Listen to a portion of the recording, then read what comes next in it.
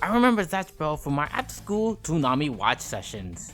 100 demon kids, or Mamodos, come to Earth to fight each other until one is left to become Mamodo King. You know, like Fortnite. It reminded me a lot of Pokemon, the main character commanding a small electric-based partner. Although Zatch had that cool electric reflective wall. Always been a fan of defensive moves. As someone who likes to look back and play these old forgotten licensed games, I played every Zatch Bell game, even the ones that never left Japan, to see what we missed out on and decide which game should be crowned King of the Mamodo games.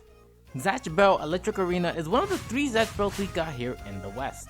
It has a small story where you play as Zatch and Kiyo following the anime story. Playing this was a bit of a refresher of the show. Seeing these faces is giving these faded memories of scenes of the show. Like, I don't remember this one, kind of remember this one, and this one, who can forget this one? It's a very short story mode where you do 7 fights and the gameplay is different from your usual fighting game. It's a 2-on-2 where you're the human player and a Mamodo fighting together. Gotta give it to them, making the gameplay similar to how it works in the show? That's cool. Since you're controlling the human, the Mamodo follows you around. It does get a bit disjointed when they snap back right next to you. One thing that stood out right away was that when I was attacking, I was not doing any damage. After thinking my fists were made of plushies, I figured out that you have to hit the human to do any damage. Kinda like in the show where to defeat the Mamodo, you have to burn the book the human is holding. It became this game mode where you're trying to get past the Mamodo so you can hit the human. While cool, it does cause some issues where hitting the Mamodo feels pointless, and there's only a few moves that are useful to get past the Mamodo. The timer also makes the attacks on the Mamodo feel like a waste of time. Since this is a Game Boy Advance game, there are only 2 attack buttons and a special move button. One is a basic attack that lets you do a small combo. If you press the attack with a direction, you get to do different attacks. Special attacks work the same way, and one that even requires a 3-button combination, mostly a limitation of the Game Boy that only has a few buttons. While one of the shoulder buttons is for special attack, the other gives the Mamodo free will. You will separate from your Mamodo who will attack by themselves, and you can attack them with the human. It's that let's go jump these fools button. When you finish the story mode, you get a collectible, and it's a small treat for fans if they know the reference to them.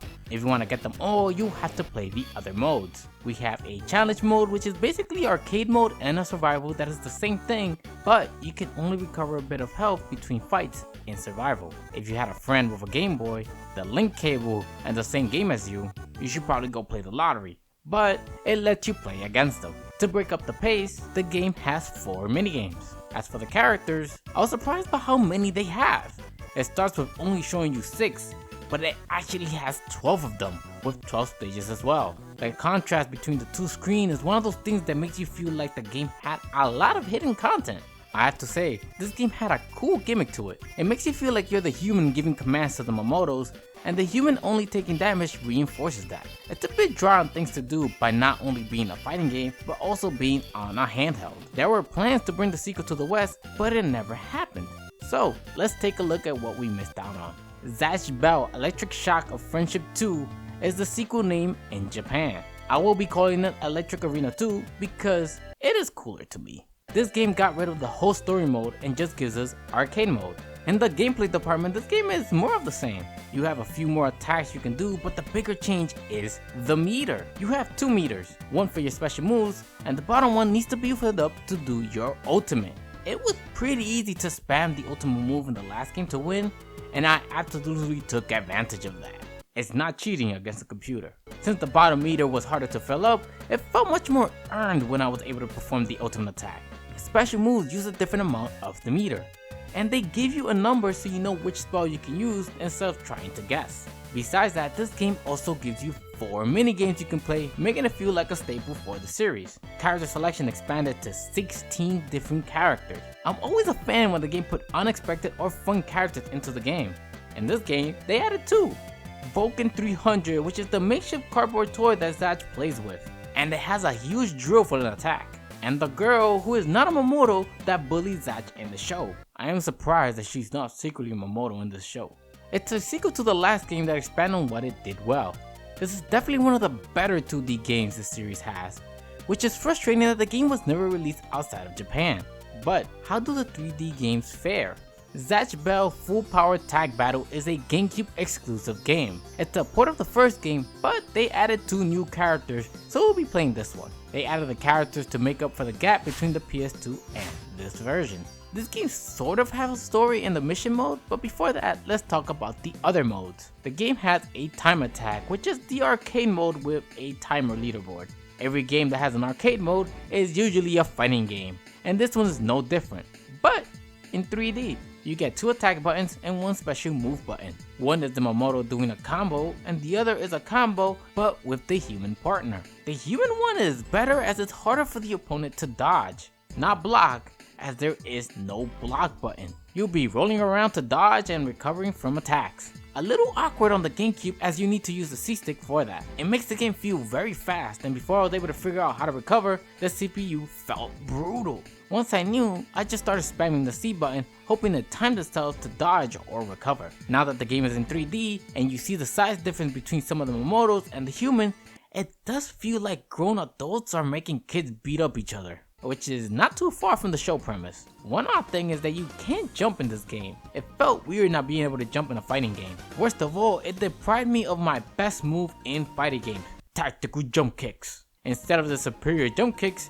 you have 2 special moves. They all range from different strengths and purposes like a beam, a ground move, and a shield. The shield is rather clunky to use, but it can be used to block special moves or lower the damage of ultimate attacks. Filling up the bar lets you do the ultimate move, and a clash can happen, making you both play a timing minigame. While you can't play through the time attacks with every character, you can also do single battle versus another player and missions. Missions are all these small stories mostly to set up the challenge you have to do in them.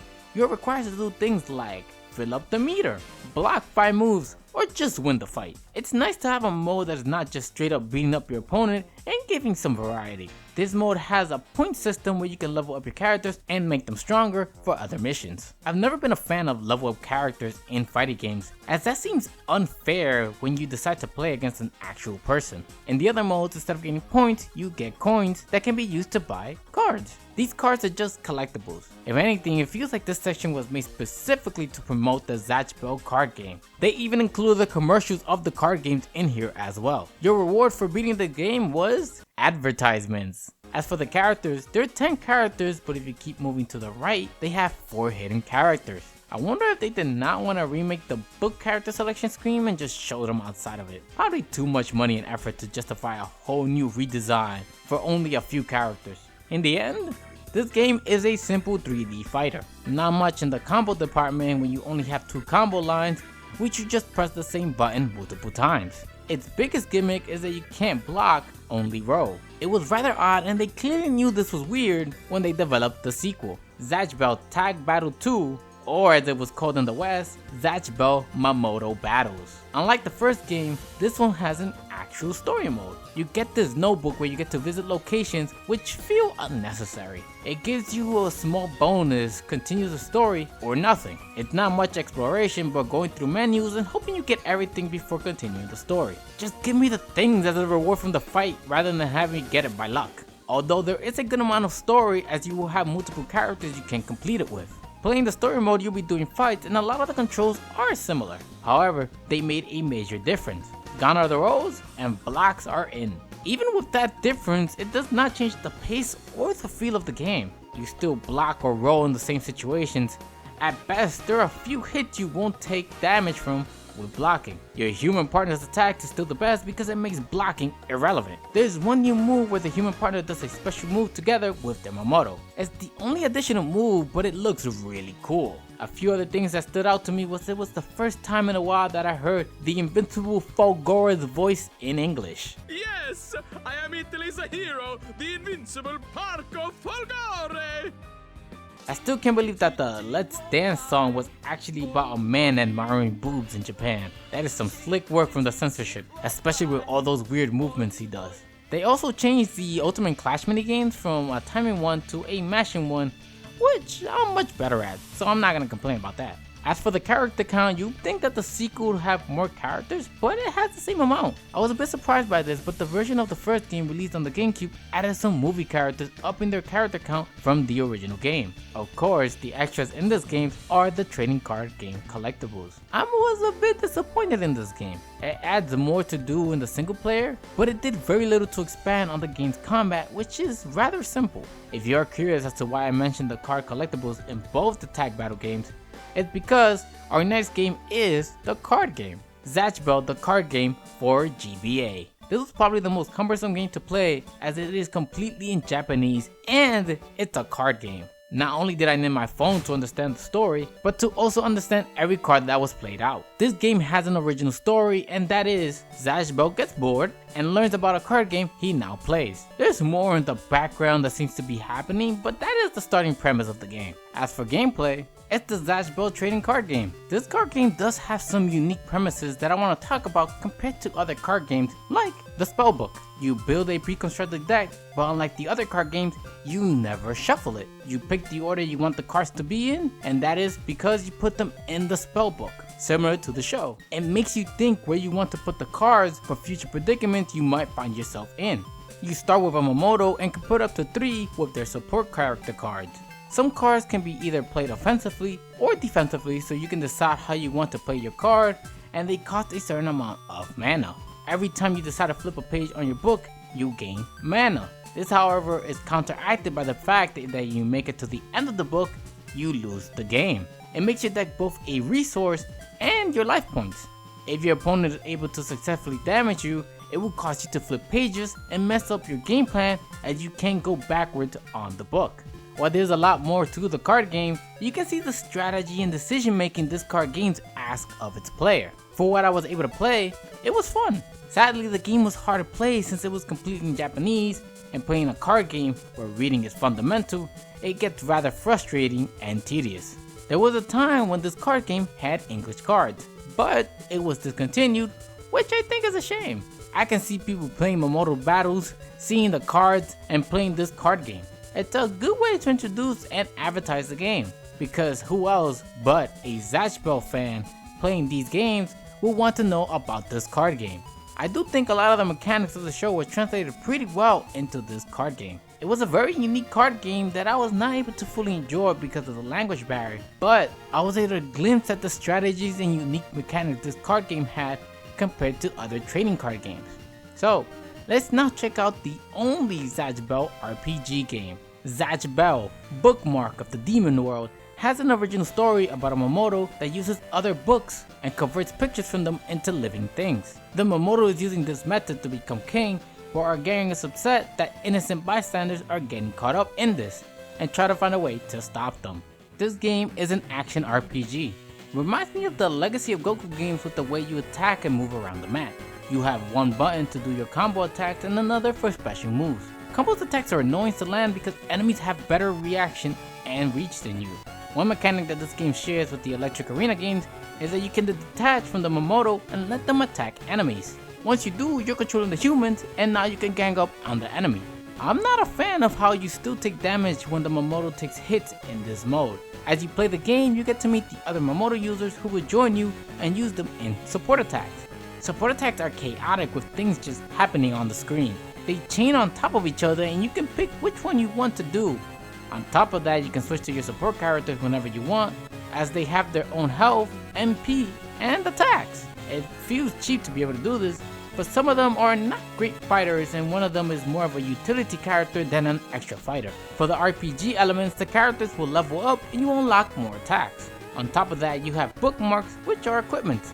I do like how it keeps with the motif of books for equipment with bookmarks. Enemies drop them and you get to equip up to 3 per Mamodo. Different equipments have different effects and you get many duplicates to be able to combine them to make stronger bookmarks. I encourage you to keep getting and collecting these bookmarks to experiment. It's a basic action RPG that distinguishes itself by taking elements from the show. While similar in gameplay to the Legacy of Goku games, it has its own unique spin by having support attacks and detaching Mamodos from the players. Our next game is a sequel to the Electric Arena games but deviated from the series. Zatch Bell Friendship Dream Tag Tournament, or as I would call it, Electric Arena 3. although I barely feel like it's part of the same series. Just like Electric Arena 2, this game has no story mode, but an arcade mode. While I don't expect much of the story mode from the fighting games, it's a bit of disappointment with how the first game had something of a story mode in this arcade. Raiko Tournament is the main mode where you do 9 fights, but this time you do a tag battle with 2 Mamodos. You pick 2 Mamodos and do one-on-one fights. It plays like a traditional fighter. They got rid of the human partners in the fight and only have the Mamodos. It does cause the game to lose something unique it had, but the frustration of hitting the Mamodos and the attack doing nothing is not there. Controls are very similar to the last game, except you don't have the human partner attacks. Instead, the humans are now a support you can use, and they each have their own unique attack or effect in battle. Partner Mamodos are also just support that you can call in. It's a bit odd to call this game a 2-on-2, as the partner Mamodo only comes into the fight if you're doing a best of 3 fight, and you can't swap to them in the middle of battle. Even in the single player mode, you don't have to use the second Mamodo. The partner system feels like it's not an integral part of the game, but at the same time it doesn't subtract from it either. One interesting mechanic I saw in the Raiko Tournament is that on the one-on-one fight, you're given 3 points to change 3 stats in the game. It's a small thing that can change up the fights, allowing you to strafing what you prefer in battle. I didn't put too much thought into it and just put points randomly and it's fine. Besides the fight, the game continues the tradition of the 4 different minigames. Something to do for a little while if you get bored of the main gameplay or to get all the collectibles. After unlocking everything, you have 17 characters and they kept the Vulcan 300. But sadly got rid of the girl who bullied Zatch. Why get rid of a character you already had in the previous game? This game feels more like a spin-off of the series than a continuation. It got rid of the unique human Mamodo partner in favor of a more traditional fighter. While it's a shame they did this, it does make the game into a more polished fighting game by getting rid of the frustration and downsides of having that mechanic. A bit odd that we did not get the rest of the Electric Arena series in the West, but we did get the next game. Zatch Bell Mamodo Fury was the last game we got in the West, and it's a shame with how bad this game is. Story mode follows the story of the anime, which I think is really cool, and they really want you to play the story mode as it's the only mode you can play when you start this game. It retells the story through these PNGs with transition effects, but once you start playing the game, it gets worse. This is a 3D battle arena game. You move the human around the arena with the Mamodo following you around and blasting spells. That is the basic gameplay in a nutshell, and that sounds fun, but it has a lot of caveats to it. For one, to use the spell, there is only one button. To use different spells, you will have to leave the button pressed and release it on the spell you want to use. This is the most cumbersome way to use this mechanic. You have to keep in mind when to release the button on time when in active battle. There are so many different button combinations you can make to allow for better, faster, and more precise inputs for the special moves. They at least made the defensive one a separate button for quick defense, but that is not saying much. In single player, this is worse because you gradually unlock the other spells slowly, meaning the variety of attacks you have is pitiful. Besides special attacks, you can attack with the human to knock their book off their hand. It's like a small stun as they will not be able to cast spells without it, but good luck. Getting close to the human is not easy as your characters can only lock onto the Mamodo, so trying to align myself to be able to hit the book in free camera mode sucks, especially with how easy it is to dodge. You can also separate from the Mamodo, allowing you to just control them, but this is a really bad idea.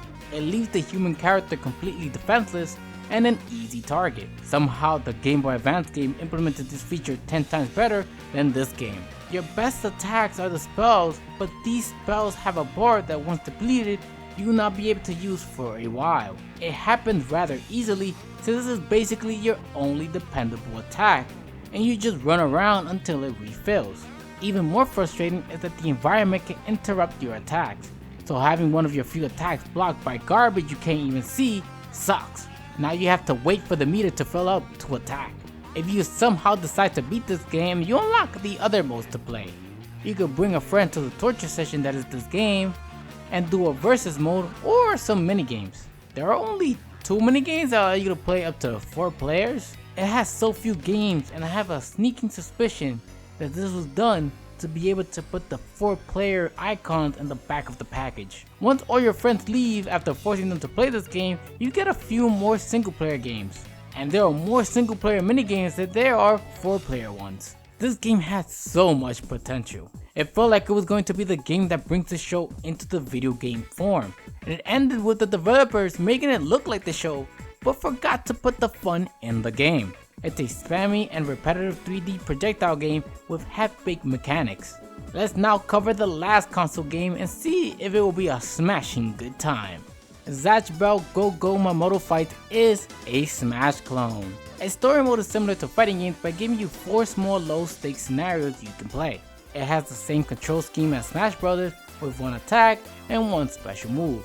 They have the tilt attacks or different moves when you press an attack button and a direction. Each one has their own combo hit. However, it does have a few differences from Smash Bros. It has a health bar and no lives. Once defeated, you come back, but your standing in the game will go down. One change this game does better than Smash Bros. Is the standing bar. I like this as your standing will go up as you defeat and hit your opponents. It rewards the players who are always in the fight and participating in it. The winner of the game is the one with the higher standing. There are a few items in the games, but they're interesting in the way they work. One works like the assist trophy in Smash Bros. You hit the question block and someone will come up to help you like the Big Muscle Mommy. The cards are a bit different from this game because you pick them up and you can use them whenever you want. However, you want to use it as soon as possible as it can be knocked out of you very easily. Depending on the color, it will have different effects, with the white one allowing you to do your ultimate attack. While the ultimate attack is easy to do, they're also very easy to dodge. The last item I saw was the slot machine, and it's similar to the Mario Party Crazy Wheel. It picks you and someone else in the fight to either be buffed or not be debuffed. Like most fighting games or Smash Bros. Clones, once you finish the short arcade mode, there's not much to do besides play against friends or the computer. It's a game meant to be played with friends and you'll be able to play as 16 different characters from the Zatch Bell universe. In the end, this game is a simple Smash Bros. Clone with Zatch Bell characters. While it's almost impossible for a Smash clone to be better than a Smash, this game did try with its standing bar. More importantly, it does what any Smash game is supposed to do. A chaotic fun game where you play as your favorite characters from a series. Now that we've played all the console games, let's look at all the other types of games out there. Zatch Bell Golden Memories and Friends of Eternal Bonds are both phone games and they are discontinued. But it took me a while looking at Friends of Eternity stuck at 12.50% installation to figure out I was not going to be able to play this. However, there is a fan-made version of Golden Memories in Tabletop Simulator and it even includes on how to play it. I could not figure out how to play Tabletop Simulators and ended up just flipping the table. You can also play the abandoned Zatch Bell card game here, where they are also making custom cards to add to the game. As for Eternal Bonds, it has no equivalent, it was mostly a gacha game, but you can see the full story over at Zatch Bell Gamer's channel who translated it. I actually figured out about these fan games through this channel who is a devoted Zatch Bell enthusiast. They have translations and guides to all of the Japanese only games and even worked with Supersonic to patch English translation to some of the Zatch Bell games. This is actually how I found out that Zatch Bell has a sequel series. It's amazing to see the fans carry on where the companies falter and abandon their work. Now that we played all the games, let's rank them. In last place, it's Mamodo's Fury. It's a repetitive game with shallow combat. Not sure who thought having only one useful attack that has a meter was a good idea. After that, it's the card battle game in 8th place. This is mostly because of the language barrier of the game, as playing this game and having to keep my phone up for translation the whole time gets frustrating, but the way they translated the spellbook into the card game was very clever. In 7th place, it'll be Zatch Bell Full Power Tag Battle. It's not the most in-depth fighting game and it's simple to play and enjoy, but once you find out that spamming one move and the C-stick to recover, why experiment with the other attacks? 6th place is Zatch Bell Mamodo Battles. It is a sequel to the previous and it's more of the same. It is enhanced however with a better story mode and it's in English so you can understand and hear the invincible Fulgore. 5th place goes to Zatch Bell Bookmark of the Demon World. It plays similar to the Legacy of Goku games and it made a few changes to make itself unique, like combining equipments to make new ones and support attacks that help you clear the screen. And 4th place is Go Go Mamodo Fight. It's a Smash clone, but it's done well. While it does not compare to Smash Bros, it did have a few unique features like the standing gauge where I cannot just stand back and do nothing until the last minute to win the game. In third place, it's Electric Arena 1. It's a 2D fighter that has a unique fighting mechanic with only the human only taking damage. I know kids are supposed to be resilient, but this is a bit ridiculous. This changed the goal of the fight from beating your opponent but getting past the Mamodos to get to the human. In second place, we have Electric Arena 2. It's the same as the first game, but with a bigger cast and a new meter for ultimate attack that made it feel earned and not just a cheap attack to spam. In first place, we have Dream Tag Tournament. It's a sequel to Electric Arena 2, but got rid of the human partner in battle, but this made the game into a more polished fighting game, which removed the frustration of hits that did nothing when hitting Mamodos. While it's less unique than the previous game, overall it becomes a better fighting game. After playing every Zatch Bell game, even the Japanese only ones, I was surprised by how many games this series had, but it was fun to play through them. I hope you enjoyed this adventure we had together, and if you want to play a Zatch Bell game, I would recommend the Electric Arena games. Dream Tag even got a past translation, so you don't have to hold up your phone like I did. If you want to see me talk about more older anime games, I did a video where I played every Inuyasha game and ranked them as well. But as always, my lovely patients, thank you so much for watching, and tune in next time. Bye.